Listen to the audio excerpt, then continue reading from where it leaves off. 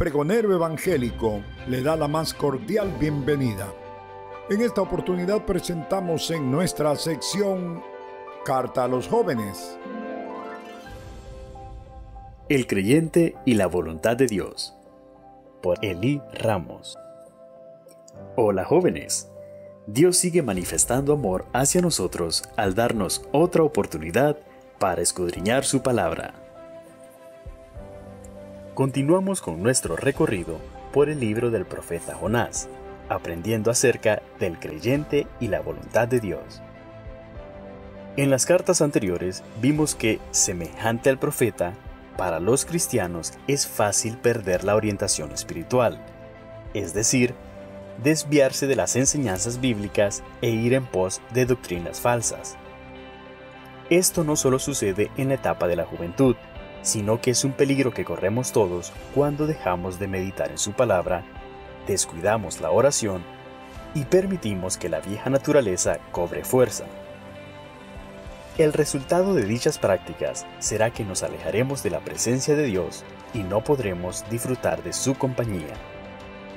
También observamos que en el momento de la angustia, Jonás buscó la voluntad de Dios a través de la oración que ocupa el capítulo 2. Él respondió al clamor del profeta como evidencia de que siempre acude a aquellos que le buscan con un corazón sincero y humillado. Es por eso que Jeremías 33:3 nos dice: «Clama a mí, y yo te responderé, y te enseñaré cosas grandes y ocultas que tú no conoces». A continuación, analizaremos el capítulo 3, donde veremos a Jonás cumpliendo la voluntad de Dios.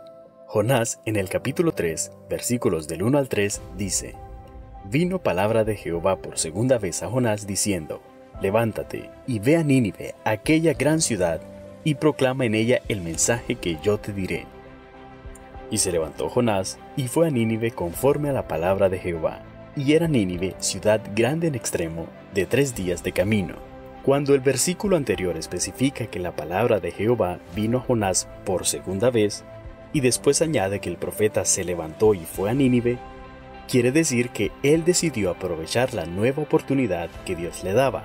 Si bien el creyente debe obedecer al primer llamado de su Padre Celestial, es necesario que comprenda que, si acaso ignora la ordenanza y cae en el error de Jonás, no debe rendirse, sino suplicar a Dios su perdón. Él nos restaura, pues aunque nosotros le fallemos, Él nunca nos fallará, y aunque nosotros le traicionemos, Él jamás nos traicionará.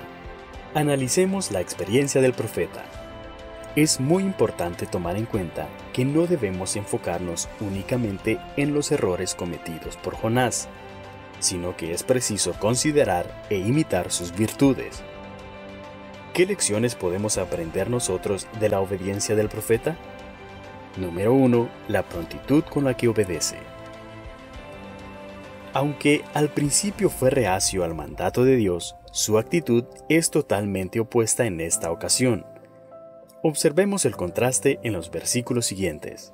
Jonás capítulo 1, versículos 2 y 3. «Levántate y ve a Nínive, aquella gran ciudad, y pregona contra ella, porque ha subido su maldad delante de mí». Y Jonás se levantó para huir de la presencia de Jehová a Tarsis, y descendió a Jope y halló una nave que partía para Tarsis. Y pagando su pasaje, entró en ella para irse con ellos a Tarsis, lejos de la presencia de Jehová. Jonás capítulo 3, versículos 2 y 3.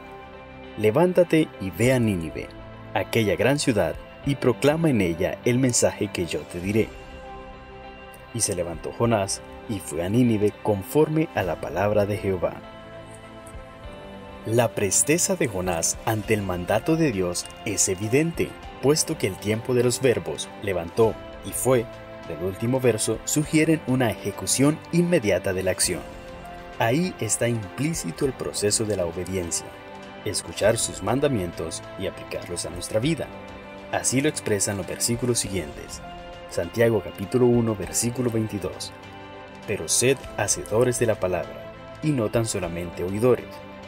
Y Santiago capítulo 1 versículo 25 dice: «No siendo oidor olvidadizo, sino hacedor de la obra». Número 2. la persistencia del profeta para obedecer. Y comenzó Jonás a entrar por la ciudad camino de un día, y predicaba diciendo: de aquí a 40 días Nínive será destruida, como lo relata el versículo 4.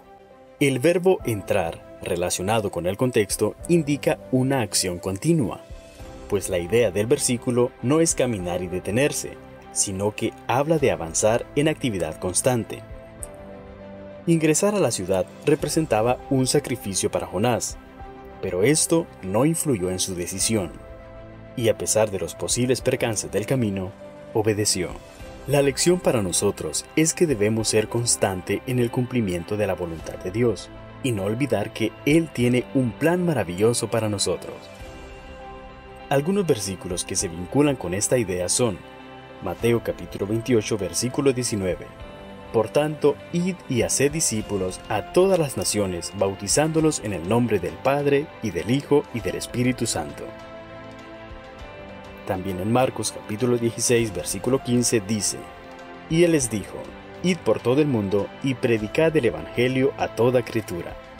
También en Hechos capítulo 1, versículo 8 dice: pero recibiréis poder cuando haya venido sobre vosotros el Espíritu Santo, y me seréis testigos en Jerusalén, en toda Judea, en Samaria y hasta lo último de la tierra.